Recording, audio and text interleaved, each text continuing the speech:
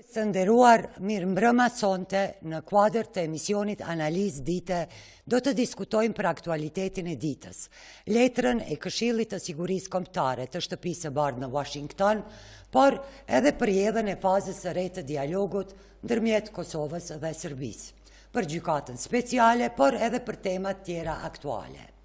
Me ne në studio është zoti Naim Rashiti, analist si dhe drejtor i grupit të kërkimeve të politikave në Ballkan.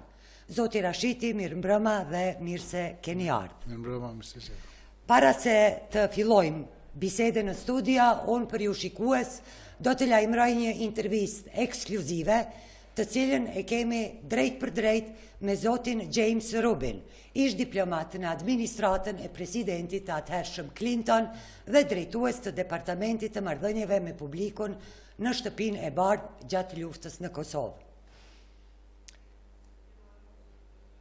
Po e lusë regjin të shofë si duket kanë pak probleme me lidhjen, por më njoftojnë e në ndërkohë unë në studio si që e paralajmërova e kam zotin Rashiti. Zoti Rashiti, çka po ndodh në Kosovë? Sot erdhi një letër mjaft e rept, me konotacione mjaft të ashpra, e cila i u drejtua qeverisë së Kosovës lidhur me taksat.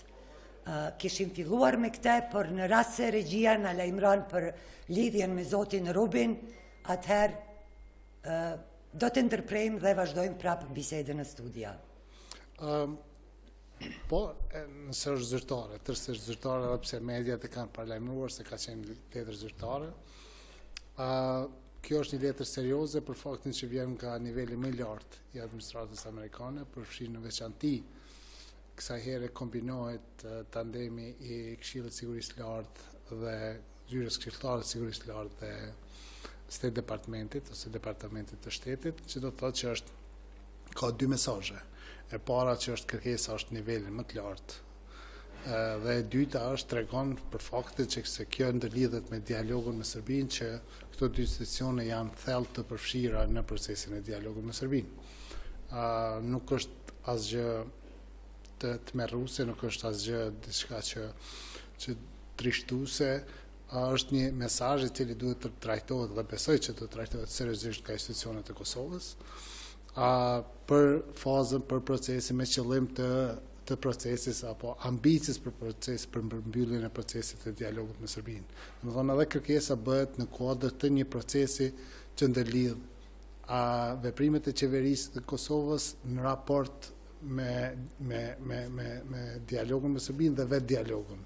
Në letër nuk flitet ekskluzivisht vetëm për taksën, po flitet, nëse është ai teksti origjinal, flitet edhe për rolin e Kosovës në procesin e dialogut dhe ka shumë herë të cilën e kemi thënë edhe ne nga shoqëria civile, po edhe si njohës të në rrethonave që në historinë e re është hera e parë ku Kosova pothuajse ka mbet pak mbrapa në hapat në procesin të dialogut, apo kjo është përshtypja ndërkombëtare për çfarë është krijuar dhe do të psonte shumë Kosova nëse në fund krijohet imazhi se Kosova po e ngjet procesin e dialogut apo po refuzon dialogun.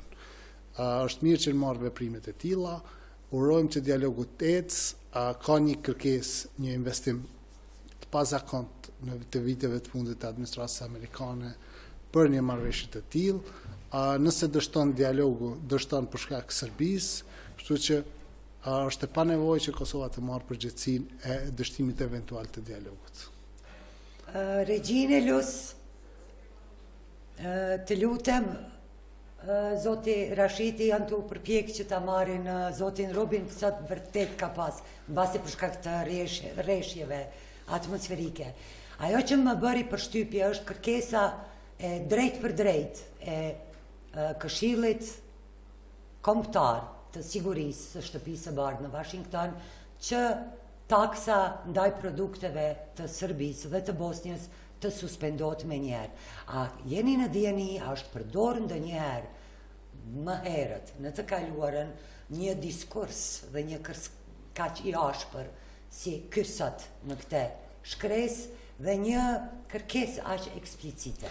Vitin e kaluar, kur ishte zhvillimet për gjykatën speciale apo abrogimin e ligjit për dhomat e specializuara, kishte një presion pazakont të SBA-ve, Gjermanisë, Francës e vendeve tjera, kishte shkresa, por me sa jam njohuri, kjo është letra e parë ku State Departamenti dhe Shtëpia e Barë i bashkangjitin një letër të tillë, një kërkesë të tillë, që do të thotë që nuk lën hapësirë fare për komentim, nuk lën hapësirë për manovër, dhe është një kërkesë eksplicite që veprimet shpejt të ndërmirren. Dhe besoj dhe uroj që qeveria të marrë veprime. Zoti Rashiti, ishte një rresht tjetër, po ashtu shumë signifikant në këtë letër, ku thuhet se si duket institucionet e Kosovës nuk kanë lexuar me kujdes mesazhin e presidentit amerikan Donald Trump të drejtuar presidentit Kosovës Thaçi me 14 dhjetor të vitit të shkuar. Si e keni lexuar ju atë letër dhe ku kanë mund ta humbin hapin institucionet e Kosovës nëse e kanë bërë një gjë të tillë? Nuk e besoj që i kanë devijuar letrës të presidentit Trump. Ajo që ende po ndodh në Kosovë është që edhe pse një kornizë për çështjet e dialogut Kosovë-Serbi nga pikpamja amerikane veç se është formësuar, këtë kornizë nuk e ka parë askush në Prishtinë dhe nuk po beson ende askush në angazhimin, në efektshmërinë dhe nivelin e angazhimit të Shteteve të Bashkuara të Amerikës në këtë proces, në investimin i cili po bëhet mbrapa dyrëve në kërkim të një marrëveshje mes Kosovës dhe Serbisë. Dhe letra ishte një farë mënyrë kjo të shpjegonte se po presim një dialog intenziv mes Serbisë dhe Kosovës, duke përfshirë rregullimin e gjitha parakushteve për dialog, përfshi heqjen e taksave, përfshi ekipin negociator të Kosovës, angazhimin gjithë përfshirës të subjekteve politike ose parlamentare të Kosovës dhe kështu me radhë. Dhe kur një letër dërgohet në nivel nga me nënshkrim të presidentit, është siç dihet, është niveli më i lartë i angazhimit diplomatik. Që pas letrave në rastet të konflikte, zonët konflikte, vije vetëm intervenimi ushtarak, por nuk jemi në atë situatë mes Serbisë dhe Kosovës. Që dua të them është që sikur për shkak mosbesimit në procesin e dialogut, pak është lënë me një anash interpretimi i letrës, dhe kjo e sotshmja, prapë nëse është e vërtet, ai e vulos gjithçka se 6 muaj të ardhshëm maksimumi janë investime ekskluzivisht për një marrëveshje mes Serbisë dhe Kosovës, nëse është e mundur, dhe për këtë gjitha parakushtet nga Kosova dhe Serbia duhet të plotësohen. Në këtë rast, zotimi amerikan mbetet se për krah një angazhimi maksimal të Kosovës dhe jo vetëm qeverisë për krimin e parakushteve, po edhe të subjekteve kryesore parlamentare, do të ketë mbështetje maksimale amerikane. Në të kundërt do të ketë sankcionime. Sankcionime. Siç u panë edhe në letër, nuk ka, nëse janë prapë të tillë. Shiko, ushtria e Kosovës është krijuar me përkrahjen maksimale dhe të vetme, pa cilën nuk do të ishte bë ushtria e Kosovës muajin e kaluar, me meritë edhe të institucionet të qeverisë të cilat kanë punuar intensivisht me gjithë aktorët relevant të antarë të NATO-s, dhe me që u bë kështu, ishte një eksplicite kërcënim se mbështetja do të çalojë për ushtrinë e Kosovës nëse kërkesa SBA-ve Washington nuk mirët parasysh. Por nuk do të vim aty. Jam i bindur që qeveria po reflekton, do të reflektojë dhe do të kemi veprime të cilat në asnjë mënyrë nuk e cënojnë integritetin e qeverisë, në asnjë mënyrë nuk e cënojnë politikat e qeverisë, as angazhimin e qeverisë në dialog, po është një moment i cili do t'i jepet një shans dialogut. Mos të harrojmë se ka dhe elemente tjera të cilat me kujdes janë trajtuar edhe nga qeveria dhe nga partnerët, si për shembull dorëheqjet e komunave, kryetarët komunave, Pastaj aspekti. Zoti Rashiti, është edhe një element këtu. Përmendet termi sankcion dhe përmendet suspendimi i potencial, eventual, i ndihmës, i asistencës që jepet forcës së sigurisë për hir të shikuesve. A mund të elaboroni çka konkretisht aktualisht FSK-ja merr në emër të ndihmës? Jo, nuk i di detajet detajet saktë se çka sot merr, por e di që në agjendën është SBA-ve, krahas agjendës për transformimin e plotë, krimin e plotë të ushtrisë Kosovës, transformimin e FSK-s në ushtri të Kosovës, është një plan konkret e angazhimi dhe mbështetje amerikane. Kjo mbështetje nuk është për një muaj, për një vjet, është për fazën 10 vjeçare dhe pastaj. Dhe SBA-ja pret që pas një marrëveshje me Serbinë, brenda 3-4 vitesh Kosova të bëhet anëtare e NATO-s. Kjo është kërkesë, kjo është investimi eksplicit i SBA-s. SBA-t nuk përcaktojnë agjendën dhe dinamikën e integrimit të Kosovës drejt BE-s. SBA-t janë të vendosura të punojnë në atë agjendë ku kanë pushtet, ku kanë ndikim. Dhe për qëllimi kryesor është që përmes përmbylljes së marrëveshjes me Serbinë të bëhet avancimi shpejt i Kosovës drejt NATO-s. Dhe në këtë rast skenaret të cilat edhe i kanë për njohuri janë që edhe në rastin më të keq Kosova nuk do të ishte anëtare e OKB-s, me ndonjë shtet anëtar të NATO-s që mund të pengonte, për shembull Spanja në këtë rast konsiderohet, SBA do të bënte gjithçka që Kosova të jetë sa më afër derës së NATO-s. Sa më afër derës së NATO-s. Ju e potencuat që nuk besani se deri te diçka e tillë mund të vije, por kryeministri i Kosovës zoti Haradinaj sot disa orë pas publikimit të kësaj letre, për të cilën mësova se është një letër konfidenciale, realisht doli edhe tha se taksa ndaj tarifat, ndaj produkteve të Serbisë dhe të Bosnjë e Hercegovinës mund të suspendohen përkohësisht vetëm nëse sigurohen garanca të fuqishme ndërkombëtare për se marrëveshja eventuale mes Kosovës dhe Serbisë mund të përfundojë me njohje reciproke. Cili është komenti juaj në këtë? Investimi ndërkombëtar sot i zonës Mogherini dhe sekretarit Pompeo është që të sigurohet njohje reciproke me Serbisë dhe Kosovës.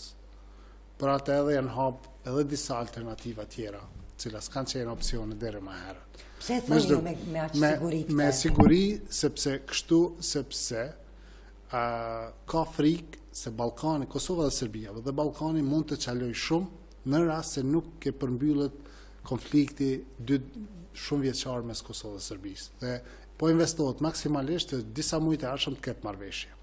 Po, nuk ka kurrë garancë se kjo marrëveshje mund të arrihet. Për ta arritur këtë garancë, duhet që Serbia, presidenti i Serbisë Vučić, në mënyrë eksplicite ta pranojë një prej pikave të marrëveshjes ndërkombëtare që do të jetë njohja e Kosovës. A e kemi lexuar kështu edhe ju edhe letrën e zotit Trump, do të thotë se kërkohet njohje. Kërkohet njohje eksplicite. Zoti eksplicite. Rashiti, po ju ndërprej për një sekondë e i kthehemi prapë kësaj teme. Regjia, ju lutem, ne kemi dikon materialin, letrën e zotit Trump, të cilën në dhjetor i dorëzoi presidentit Thaçi. Ka mundësi ta ndëgjojmë?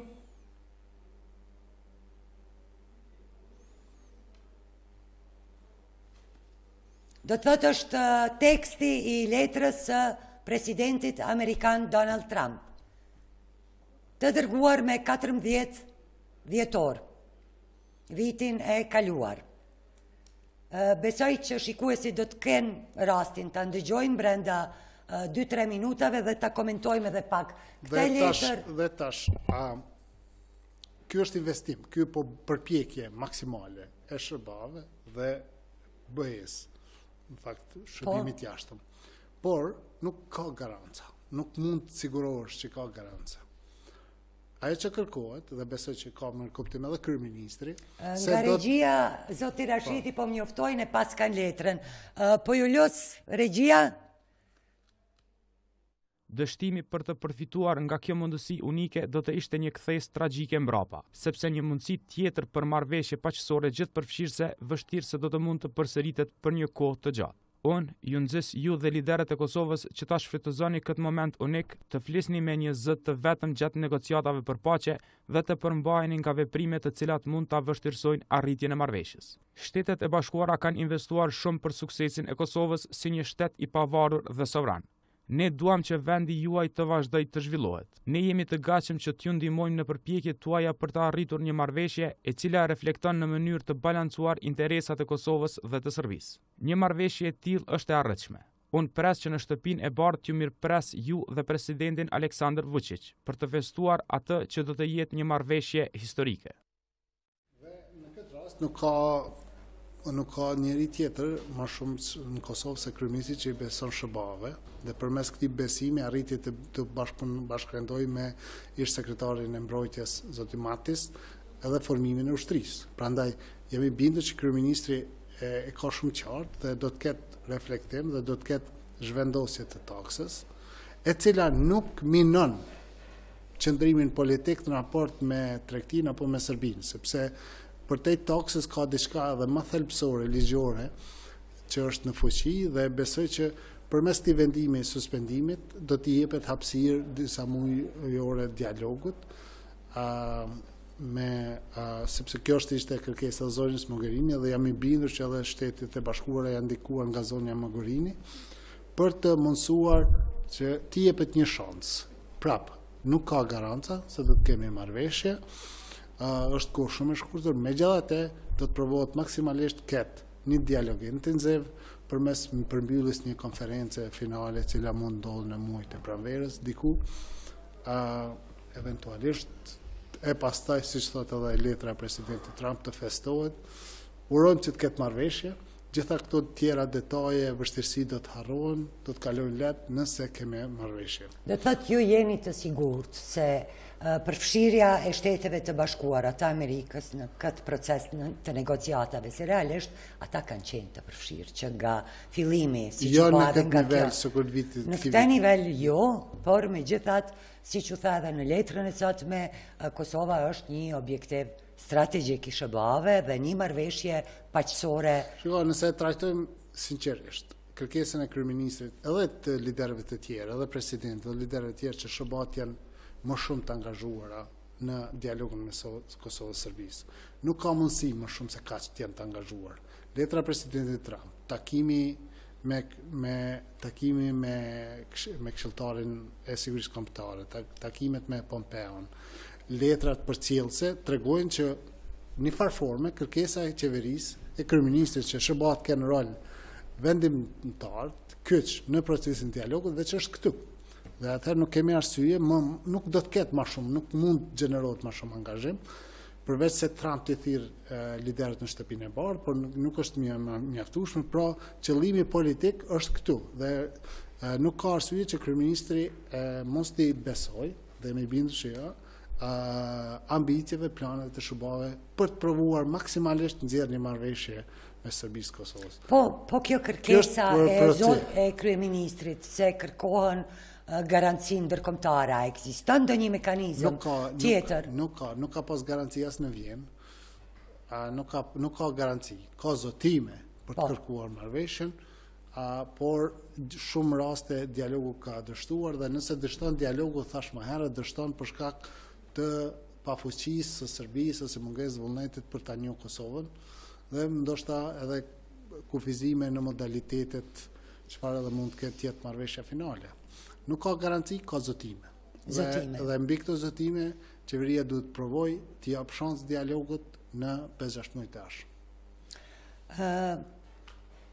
Zoti Rashiti, po kjo marrëveshje, çka ju pritni nga kjo marrëveshje? Cilat janë skenaret eventuale? Ju keni qenë gjatë edhe analist në ICG që është një nga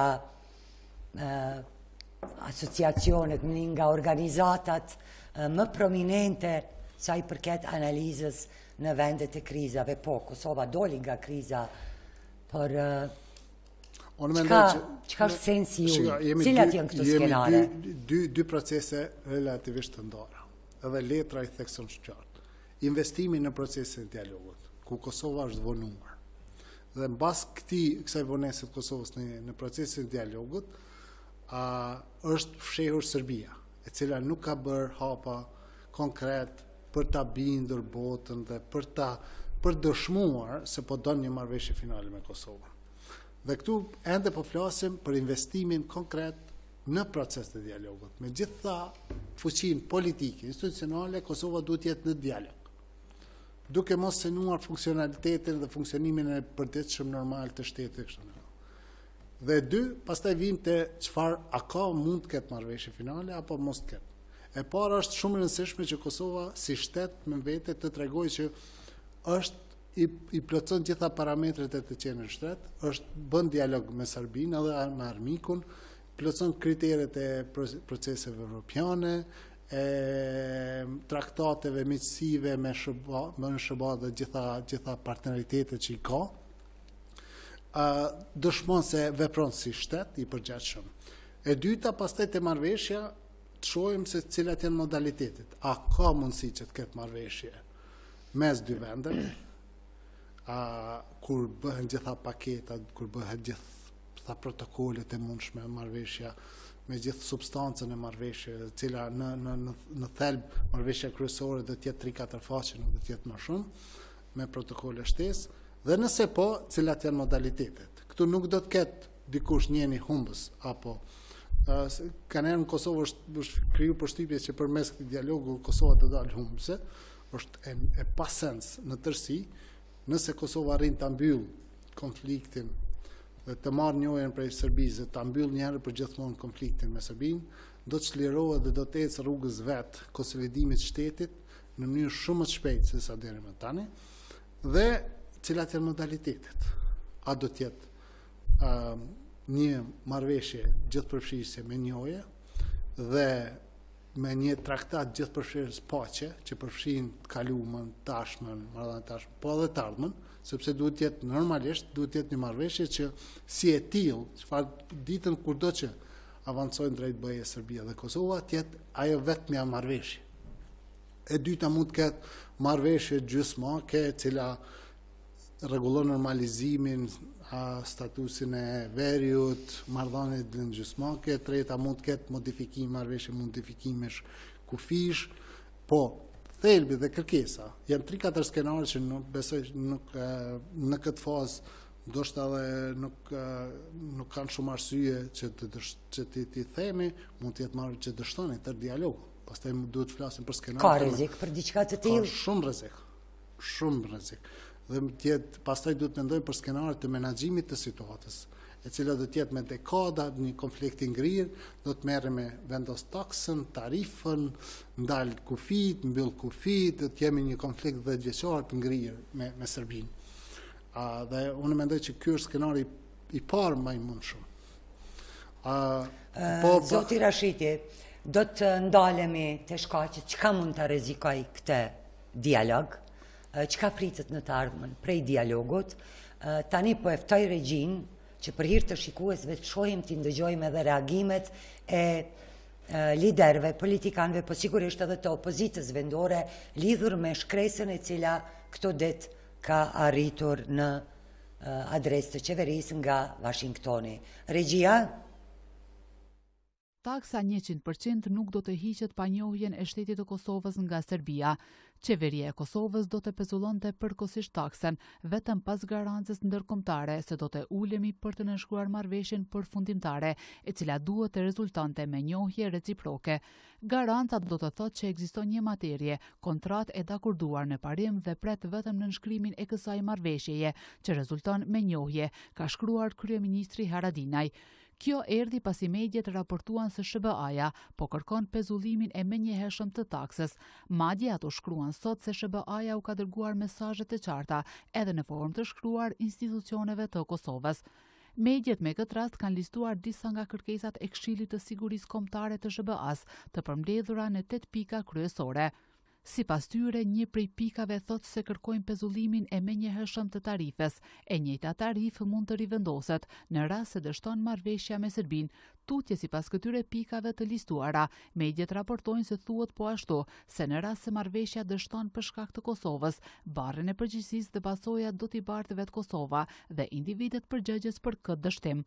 Por krejt këto RTK nuk ka arritur t'i konfirmoj, madje zyrtarisht nuk është vërtetuar autenticiteti i këtyre mesazheve të listuara nga disa medje sot në Kosovë. Avni Arifi, këshilltari i kryeministrit Haradinaj, ka deklaruar gjatë ditës se nuk ka kurrfar ultimatumi nga SBA-ja për taksen. Qeveria konfirmon se nuk kemi marrë zyrtarisht asgjë nga SBA, është deklaruar ai. Ndërsa kryeministri është shprehur i bindur për mundësinë e arritjes së marrëveshjes gjithëpërfshirëse. Tutja i ka thënë se vendosja e taksës ndaj produkteve të Serbisë nuk ka për qëllim pengimin dhe prolongimin e arritjes së marrëveshjes gjithëpërfshirëse, ligjërisht obliguese me Serbinë. I ndëgjuam edhe reagimet, po vret që ka mjaft kontradikte dhe njerëzit janë në konfuzion edhe qëndrimet janë të ndara deri dikon. I përmendet rreziqet për dialogun. Cilat mund t'jenë këto rreziqe? Çka mund ta rrezikojë këtë dialog? Rreziku i vetëm i dialogut është që mos ketë marrëveshje. Mos ketë marrëveshje dhe kjo është rreziku i vetëm, sepse do të thotë që palët të mos pajtohen rreth opsioneve eventuale. Për në proces rreziku është që Kosova të marrë pjesën më të madhe të fajit për dështimin e dialogut dhe dështimin e procesit të dialogut, që do të ketë shumë kosto të mëdha politike për Kosovën. Dhe nuk duhet ta lejojnë. Këto opinione që i ndëgjojmë qytetarë janë të rëndësishme, po janë rezultat i një diskursi politik shumë fragmentuar në Kosovë që zhvilluar viteve të fundit, dhe sidomos që zhvillohet si vjet rreth opsioneve dhe rreth procesit të dialogut. Unë besoj që institucionet dhe subjektet kanë folur së koti për opsionet pa qenë pjesëmarrëse në proces. Pa qenë fare. Pa qenë fare në proces, është dashur të merren pjesë në proces, të ndërtohet procesi atill që subjektet janë pjesë në procesit përmes një ekipi gjithëpërfshirës negociator, mekanizmat ndryshëm që ekzistojnë gjithandej, duke qenë në proces, pastaj të shohin dhe të ndërtojnë kornizën për se çfarë marrëveshje është e pranueshme apo jo. Dhe krejt ky diskurs që flitet sot është në mungesë të njohjeve se çfarë mund të sjellë procesi dhe çfarë ka sjellë procesi deri tash. Dhe për të gjithë kanë faj, presidenti, subjektet, qeveria, po edhe kjo ngecje ose përjashtimi i procesit dialogut me automatizëm që është bërë është shumë i dëmshëm për subjektet politike që përfaqësojnë në kuvend. Dhe si tilla kanë krijuar këtë polarizim të opinionit qytetar, do ta shohim ndryshimin nëse në një moment të caktuar gjitha subjektet flasin me një zë, diskursi publik do të jetë prapë tërësisht ndryshe, kështu që ajo që ka ndodhur në politik po reflektohet te qytetarët. Nuk është e vërtetë se çka flitet, se qytetari, populli është kundër një marrëveshje finale, që është kundër zgjidhjes, që është kundër opsioneve. Natyrisht duke marrë parasysh se cilat janë tema të rëndësishme që duhet mirën parasysh. Por, nëse kthehemi te dialogu, rreziku më i madh për mua mbetet mos arritja e marrëveshjes. Dhe nëse nuk kemi marrëveshje, mbeten dy opsione. Si të menaxhojmë krizat, tensionet, si do të vinë vazhdimisht. Ky dialog bëhet me një qëllim madhor, ta përmbyll një konflikt Kosovës-Serbisë dhe ta përshpejtoj integrimin e Ballkanit në mekanizmat euroatlantik për ta eliminuar ose minuar mundësinë e Rusisë për të ndikuar. Po Rusia do të thotë ndikimi i saj të paktën bazë të raporteve në Ballkan rritet. Po, sot është shumë më pak se ç'do të jetë në rast të një dështimi të marrëveshjes. Është shumë më pak. Dhe kjo është edhe arsye pse SBA-t kanë përkrahur formimin e ushtrisë së Kosovës. Elementi i dytë nëse dështon marrëveshje, do të kemi si menaxhojmë verjon. A do të na kthehet situata më hershme? Si do të mbajmë zgjedhje atje? Një situatë marrëdhënie tensionuara, siç e dim, siç e kontrollon Vučići, Veriun, shtetën e vetë, qytetarët e vetë, Serbinë, po dhe Veriun, nuk do të kemi zgjedhjen veri, do të kemi marrëdhënie tensionume, do të kemi telashe, e sigurisë e kështu me radhë. Dhe elementi i tretë është brenda. Mbetemi 20 vite pas, mbetemi peng e një situate konflikti me Serbinë. Ky kryeministri më hershëm Mustafa, edhe çdo kryeministri tjetër, 30% të kohës është dashur të merret me diskursin dhe telashet me Serbinë. Nga perspektiva qytetare, ose 5 nga 10 lajmet janë se çka tha ky Serb, ai Serb, çka ndodhe në veri, çfarë opinioni ka ky lider apo ai lider në raport me Serbinë. Dhe opinioni qytetarëve është që duan ta mbyllin këtë proces dhe të fokusohen në shtetëndërtimin, ku ke arsimin në krye, ku ke shëndetësinë, ku ke telashet me zhvillimin ekonomik, ikjen e njerëzve dhe kështu me radhë. Kosova 20 vite pas luftës dhe 10 vite pas pavarësisë, nëse është e mundur të arrit në marrëveshje me Serbinë, cila nuk varet vetëm nga Kosova, që ta mbyll këtë kapitull dhe të kalojë një fazë tjetër tranzicioni. Shtetëndërtimit i ka disa faza tranzicioni dhe ky shtetëndërtim nuk mbyllet derisa Kosova mbyll gjitha kapitujt e negocimit për antarësi me BE-n. Për hir të shikuesve, nga regjia po më njoftojnë se bisedën me zotin Robi në kohën e parapar nuk mojtën të vendosen lidhjet, ndërkohë që ai tani ndodhet në një takim. Ende vazhdojmë përpjekjet, shpresojmë se do ta përfundoj takimin dhe se do të lidhemi me të në mënyrë që ta ndëgjojmë edhe mendimin, analizën e këtij diplomati amerikan që ka qenë shumë gjatë i involvuar në Kosovë. Ndërkohë po i kthehemi zotit Rashiti, i cili po na jep një analizë shumë të thuktë me shumë detaje rreth dialogut dhe rrjedhave të tij. Zoti Rashiti, po deshta t'ju pyes pikërisht opsioni i dytë. Cili mund të jetë ky? Opsioni i dytë është që të kemi një marrëveshje e cila nuk e përmbyll normalizimin. Nuk është njëjë, është një model diçka se dy Gjermanit, më pak se Gjermanit.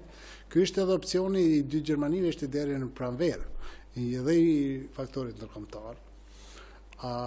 Dhe ky opsion do të lënë të arrinte një marrëveshje normalizimi, por nuk do ta përmbyllte me njëjën reciprok, nuk siguronte antarësimin e Kosovës në OKB e kështu me radhë.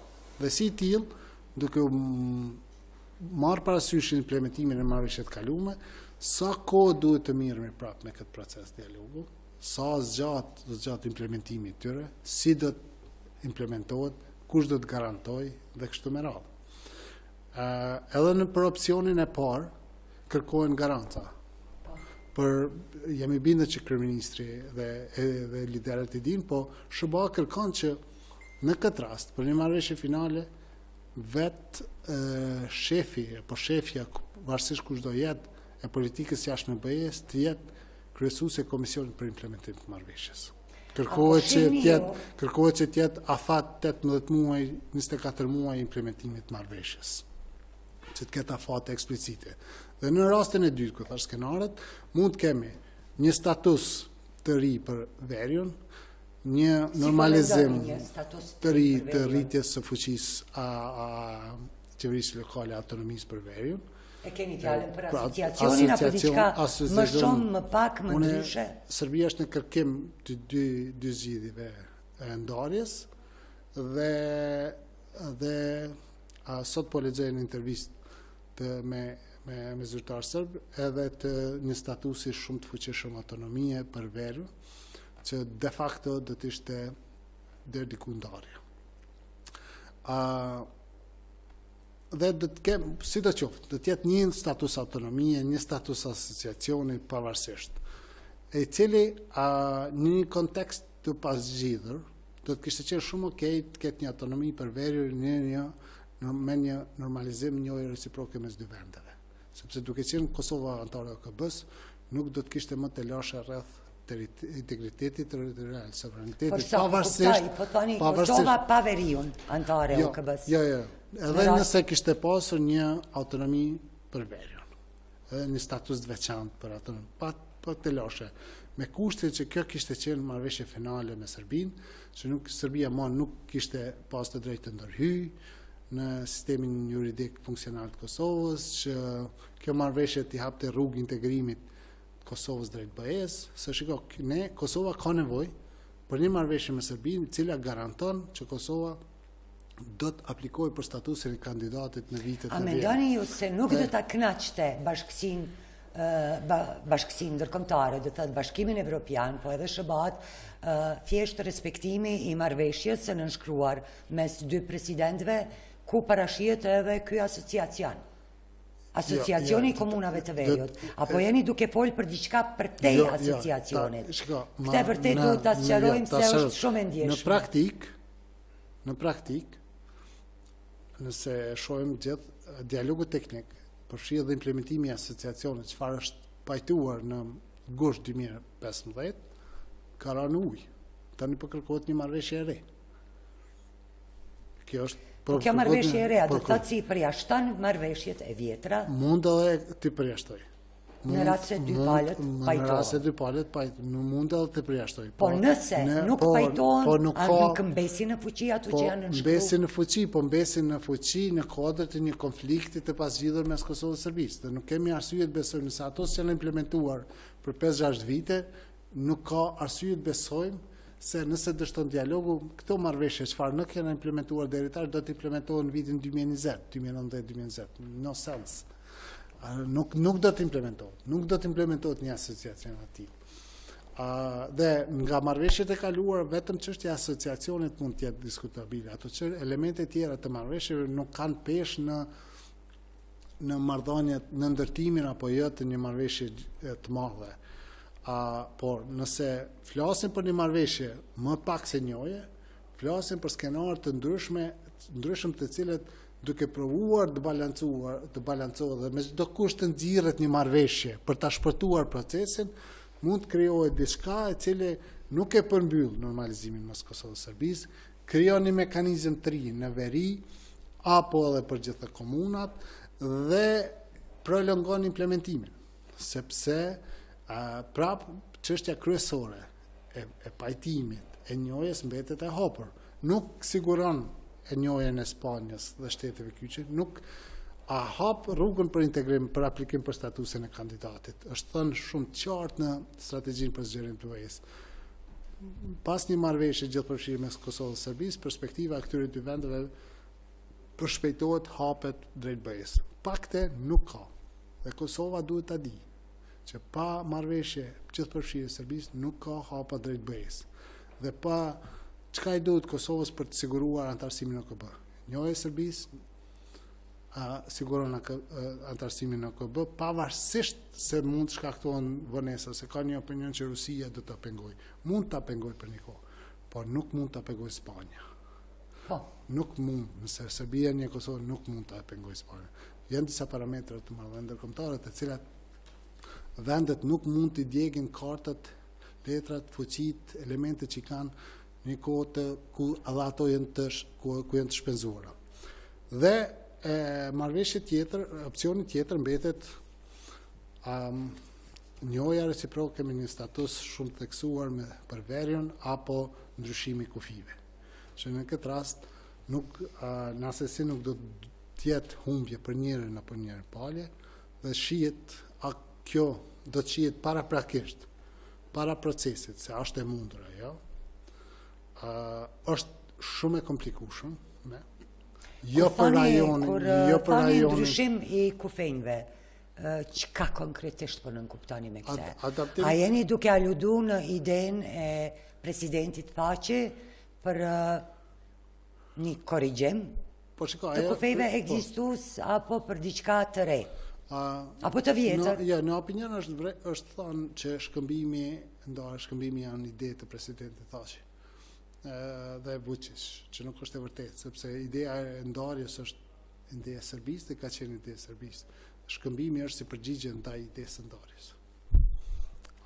Dhe shkëmbimi, modifikimi i kufive në veri dhe në luginën e Preshevës është ajo që është menduar dhe është pranuar nga disa segmente të faktorit ndërkombëtar si opsion i mundshëm, po edhe ndaj cilave ka reagime dhe kundërshti shumë të fuqishme nga Gjermania dhe Anglia. Për shembull, Gjermania ka kërcënuar se do të vë veto në fuqinë e zonës Mogherini për këtë proces, nëse ka diçka që nuk e bind atë dhe mund të ndodhë.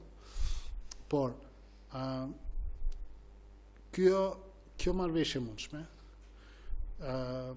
mund të funksionojë eventualisht vetëm dhe vetëm nëse shpirti i paqes, nëse elementi paqësor, nëse fuqia e bërjes kësaj marrëveshje paqe vendoset me të vërtet në theksin e një zgjidhje të gjitha kontekste e konflikteve me Serbisë dhe Kosovës. Dhe kam frikë që përfshin gjithë kaluarën, tashmen, të ardhmen, por dhe kam frikë nuk kemi kohë të mjaftueshme për këtë, për të definuar të gjitha konfliktet me Serbinë dhe Kosovën, për të tingëlluar ashtu e fuqishme e marrëveshje paqe, saqë çështja e kufive mos jetë shumë e rëndësishme në marrëveshje. Pra nëse vërja theksit në paqe, njëjë reciproke dhe integrimi evropiane edhe mund ta përballoj çështjen e modifikimit kufive me kushtin që ajo bëhet shpejt, lehtë dhe në mënyrë shumë të besueshme me garanca ndërkombëtare. E këtu po çalon procesi, këtu po çalon sepse jemi vonuar. Kush mendoni se do të jetë problemi më i madh në arritjen e kësaj marrëveshje? Të fundit, Kosova apo Serbia? Unë mendoj që për gjitha 3-4 opsionet është Serbia. Në moment pse nuk ka treguar ende kurrë se do ta njohë në mënyrë eksplicite Kosovën. Do thotë problemi mund të jetë njohja natyrisht. Në momentin që Vučić vendos në tavolinë njohjen reciproke, i gjithë presioni do të bie mbi Kosovën për të nxjerrë marrëveshjen, pavarësisht opsioneve. Zoti Rashiti, nga përvojë dhe Serbia dhe Vučić nuk na ka dhënë asnjë sinjal deri më sot se guxon dhe ka kurajo të sjellë ndryshime në raport me Kosovën dhe me faktorin shqiptar në përgjithësi. Në tërësi, po në rast sepse kërkohet njohje eksplicite. Dhe pa njohje eksplicite nuk do të ketë diskutime për kufi. Ka gjasa që të ndodh një qëndrim, një pozicionim i bashkësisë ndërkombëtare i tillë çfarë ishte gjatë konferencës Rambujes, ku realisht në një mënyrë erdhi një dokument pak a shumë i gatshëm dhe të dy palët në ato bisedime u vunë para një akti të kryer, ta them kushtimisht take it or leave it, prano ose heq dorë. A mund të imponoj bashkësia ndërkombëtare një tekst të shkruar paraprakisht të marrëveshjes? Jo, nuk e besoj, sepse jemi rrethana tjera. Atje ka qenë kosto e madhe faktorit ndërkombëtar, sepse është ditë që nëse nuk bëhet marrëveshje është dashur të intervenoj NATO, me gjithë ka shpenzime trupa, nuk jemi në atë situatë, dhe 20 vite pas luftrave në Ballkan, janë kriju parametra tjerë, siç ishte rasti Maqedoni-Greqi, ku dy vendet morën tërë përgjegjësinë, me ndihmë nga jashtë, po tërë përgjegjësinë. Një marrëveshje e tillë, një dokument e tillë do të zhvillohet vetëm me inputet e dy vendeve, përfaqësues e dy qeverive, dy shteteve, por ndryshe ekskluzivisht nuk do të ketë prodhuar dokument nga ndërmjetësuesit.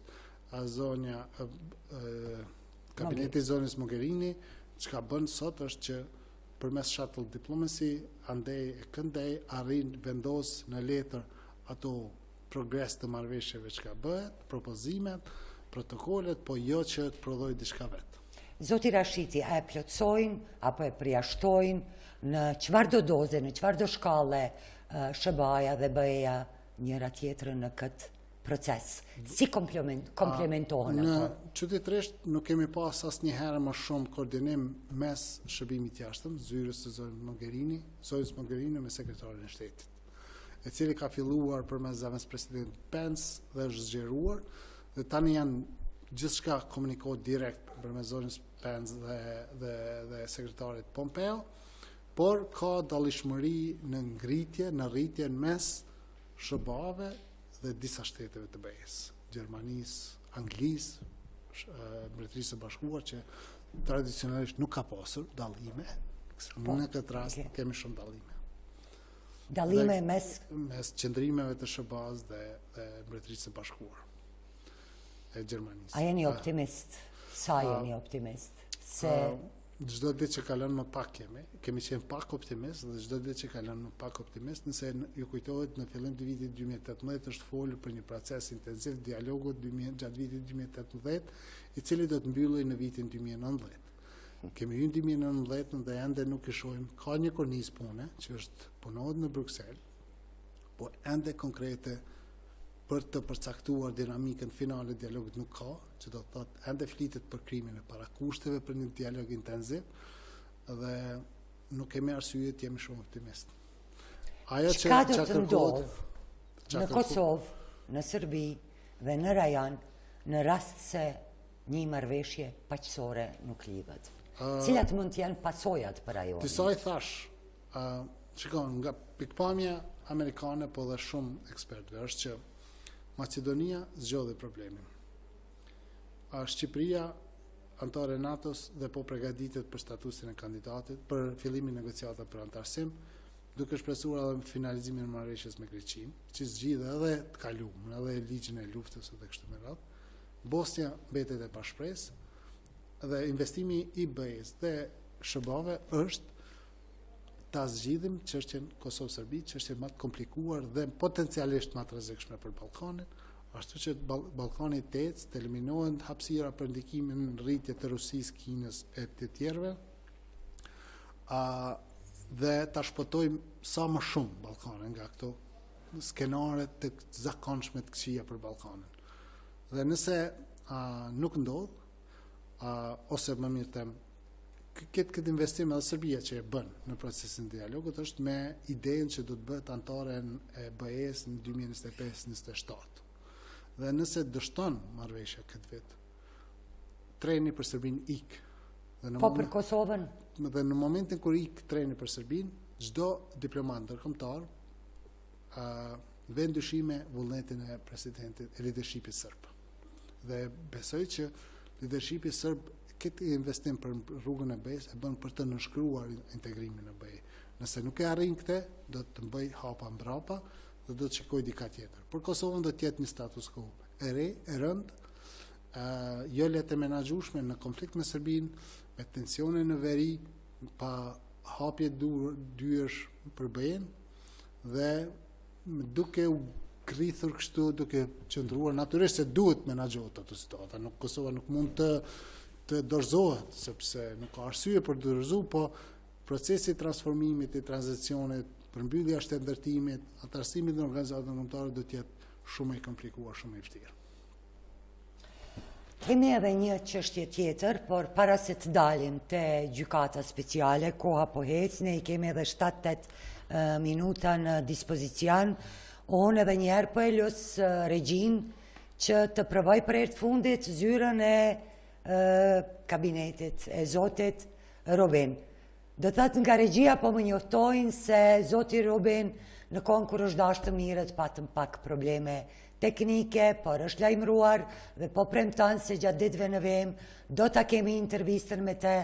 Ati i është dashur urgjentisht të futet në një takim që qenë ka shumë i rëndësishëm dhe nuk kemi shans që ta marrim gjatë këtyre 5-6 minutave në vend. Zoti Rashiti, po vjen keq nga shikues, por do ta kemi ndoshta gjatë javës. Gjykata speciale.